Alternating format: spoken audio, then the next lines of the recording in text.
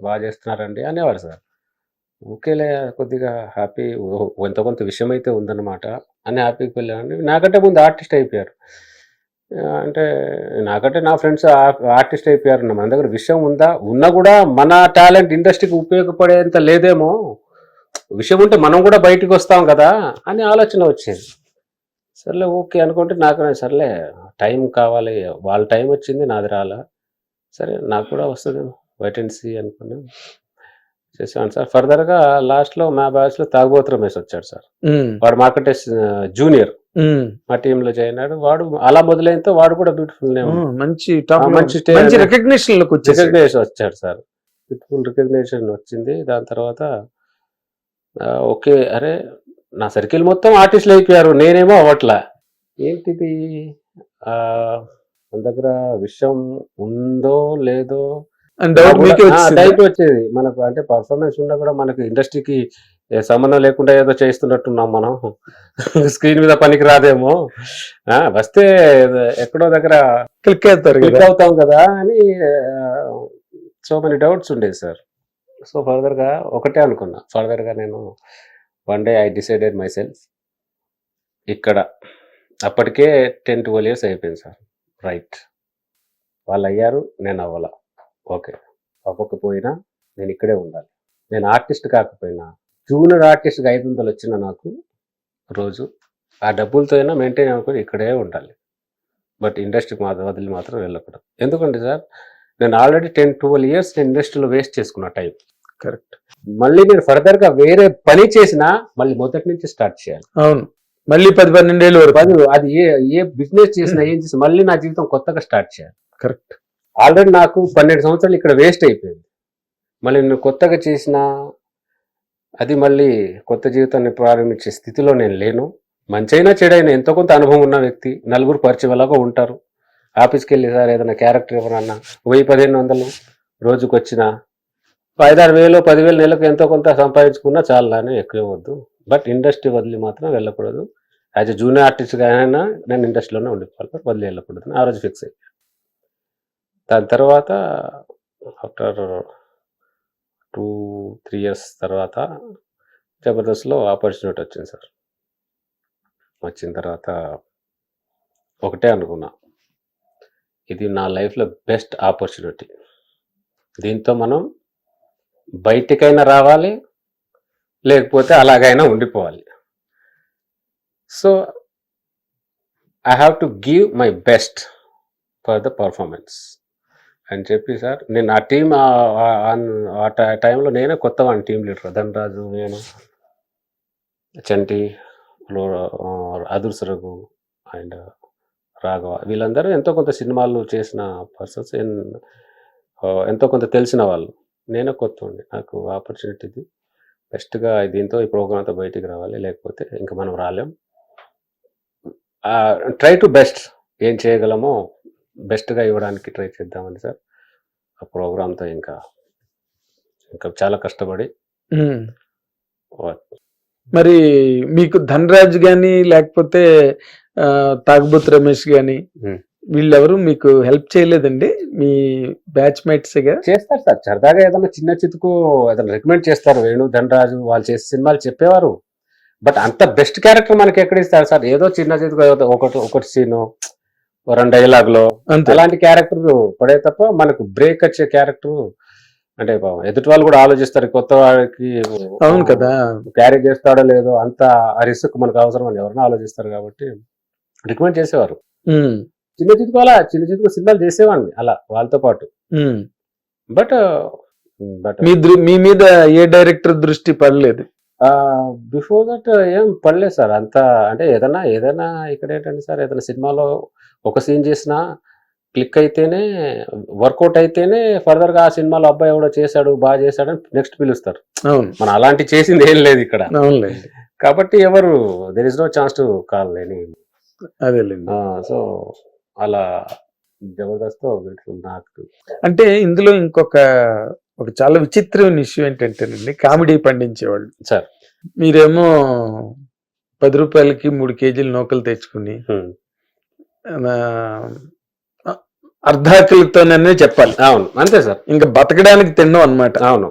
ఉమ్, అలాంటి ఒక కష్టతరమైన జీవితం, ఉమ్, అవును సార్. కఠినమైన జీవితం ఓ పక్కన అనుభవిస్తూ ఉమ్, ఇంకో పక్కన కామెడీ, అసలు రెండిటికి సంబంధం ఉందండి. ఆ, ఎంత కష్టమైన విషయం అది. కామెడీని తేవాలి, అవును. ఎంటర్టైన్ చేయాలి మనుషుల్ని అంటే ఉమ్, ఆ స్ట్రగుల్ మరీ విచిత్రమైంది కదా. యా సార్, ఆ స్ట్రగుల్ సరే అది ఉంటే అప్పటి నుంచి నాకు చిన్నగా రాసుకోవడం అలవాటు సార్. ఓకే. ఈ స్క్రిప్ట్ కానీ ఫన్, నాకు ఫన్ అంటే ఫస్ట్ నుంచి బాగా ఇష్టం. సరదాగా ట్రాక్ రాసుకోవడం, ఇది రాసుకోవడం, అది ఫస్ట్ నుంచి ఉండేది. అది ఏది ఉన్నా సార్, ఇది రాసుకునే దాంట్లో సరదాగా ఆ హ్యాపీనెస్ లో అది ఎవరిని మర్చిపోయాడు నేను. కరెక్ట్.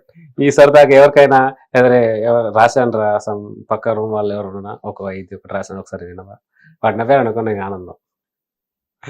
సో అలా అప్పటి నుంచి రాసుకునే అలవాటు ఉంటుంది. ఆ రాసుకోవడం అలవాటు ఈ రోజు జబర్దస్త్ నాకు చాలా హెల్ప్ అయింది. ఎగ్జాక్ట్లీ.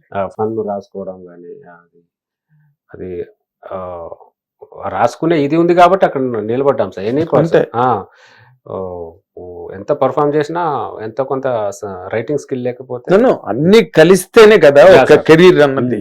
ఒక్క యాంగిల్ కాదుగా. అవును. ఇప్పుడు మీరు నటించగలరు, ఇంకోళ్ళు రాయాలి, లేకపోతే మీరు రాస్తారు, ఇంకొకరు నటించాలి. అవును. రెండు కలవడమే కదా అంతే సార్. అందులో మ్యాజిక్.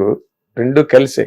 అయితే ఇంకొకటి అండి, అంటే నెగిటివ్ నార్మల్ గా 10-12 ఏళ్ళు అంటే ఉమ్, నిరాశ కలగడం ఒక పద్ధతి అయితే, ఉమ్, నెగిటివ్ మైండ్ సెట్ కూడా డెవలప్ అవుతుంది. ఆ, ఆ, పాజిటివ్ మైండ్ పోద్ది. అవును సార్. అది ఎదురు చూసి చూసి చూసి ఇబ్బందులు పడి పడి పడి ఉమ్. ఆ అలాంటి నెగిటివ్ మైండ్ ఎప్పుడైనా మీకు డెవలప్ అయిందా? ఆ నెగిటివ్ మైండ్ ఏంటంటే సార్ తక్కువ.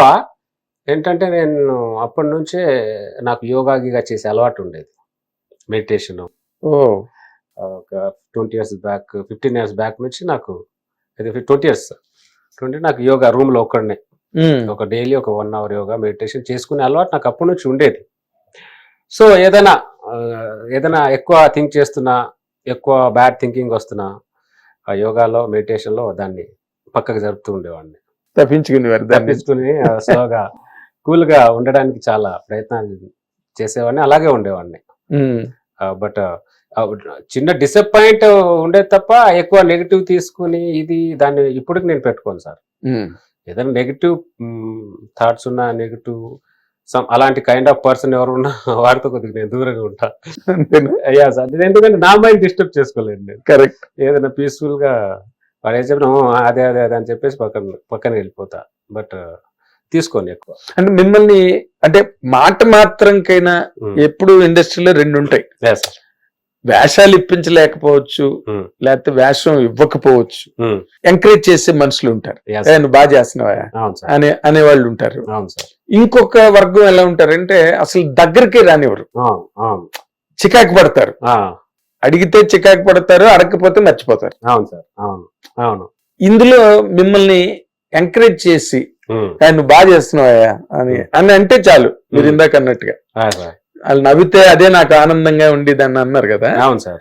అలాగా అన్నవాళ్ళు ఎవరండి మిమ్మల్ని ఇండస్ట్రీలో ఒక పేరు పడ్డ వ్యక్తి ఎవరైనా? అంటే బిఫోర్ స్ట్రగుల్లో ఎవరు లేరు సార్.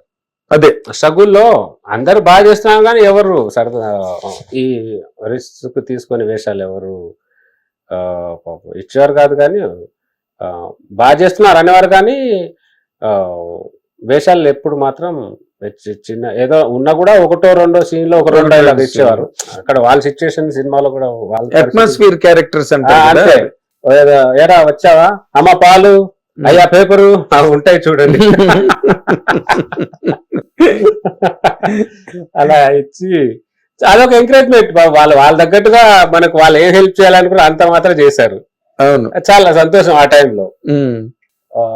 ఆఫ్టర్ దట్ సార్ నేను జబర్దస్త్ లో నేమ్ వచ్చిన తర్వాత నాకు పర్సనల్ గా పిలిచి నాకు క్యారెక్టర్ ఇచ్చేసింది గురుగారు త్రివిక్రమ్ గారు. అవునా? ఇప్పటికీ ఆయన సినిమా నేను ఆ సినిమా నుంచి ఇప్పటికీ గురుగారు సినిమాలు చేస్తూనే ఉంటా. నా స్కిట్లు రెగ్యులర్ చూసే వ్యక్తి ఆయన. అవునా? గురుగారు రెగ్యులర్ చూస్తారు. నా స్కిట్లు చూసి ఆ సినిమాలో ఒక పెళ్లి చూపుల సీను దాంట్లో చాలా బ్యూటిఫుల్, చాలా హైలైట్ అండి ఆ సినిమాలో. అక్కడ నుంచి గురుగారు నాకు ప్రతి సినిమాకి ఇప్పటికీ ఆయన ఎంకరేజ్ చేస్తూనే ఉంటారు. ఓ ఉమ్. పెద్ద హ్యాండే ఉంది మీ వెనకాతల. నా అదృష్టం గురుగారికి నేను కనెక్ట్ అవ్వడం ఆ స్కిట్ల ద్వారా. ఆయన సినిమాలు అంటే మీరు వెళ్ళి ఆయన అప్రోచ్ అయ్యారా, ఆయనే ఫోన్ చేసి పిలిపించారా మిమ్మల్ని? వాళ్ళే పిలిచారు. యూనిట్ నుంచి ఫోన్ చేసి, ప్రొడక్షన్ నుంచి ఫోన్ చేసి, త్రివిక్రమ్ గారి సినిమా అండి అని చెప్పితే, అయ్యో గురుగారు డైరెక్షన్ లో ఎవరైనా ఈ ఆర్టిస్ట్ కైనా ఆయన దగ్గర నుంచి కాల్ వస్తే ఎవరైనా ఎగ్రీ, హీరోకైనా, హీరోయిన్ కైనా, కమెడియన్ కైనా, ఎవరికైనా త్రివిక్రమ్ గారి సినిమా అంటే ఓ ప్రమోషన్. Yeah sir. సో ఇప్పటికీ ఆ నుంచి మొన్నటి గుంటూరు కారం వరకు కూడా ఆయన సినిమాలు అవును చేస్తూనే ఉంటారు. సో గురుగారు నాకు బాగా ఎంకరేజ్ చేస్తారు. ఎనీ సిచ్యుయేషన్, ఎనీ ఇది మాట్లాడతారు.